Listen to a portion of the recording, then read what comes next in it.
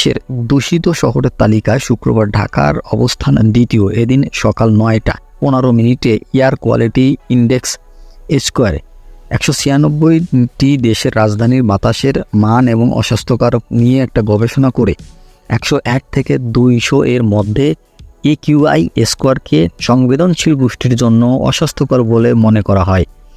২০১ থেকে ৩০০-র মধ্যে ঢাকার একিউআই স্কোরকে খুব অস্বাস্থ্যকর বলা হয়, আর ৩০১ থেকে ৪০০-র মধ্যে থাকা একিউআইকে ঝুঁকিপূর্ণ বলে বিবেচনা করা হয়, যা বাসিন্দাদের জন্য গুরুত্বপূর্ণ বা গুরুতর স্বাস্থ্য ঝুঁকির একটা বিষয় হয়ে দাঁড়িয়েছে।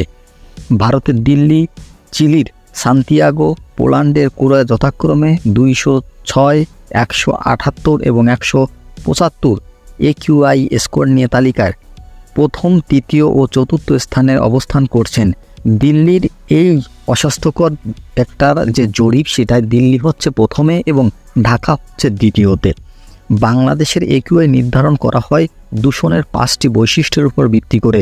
সেগুলো হলো বস্তুকণিকা, PM10 এবং PM2.5, NO2, SO2 এবং ওজোন O3।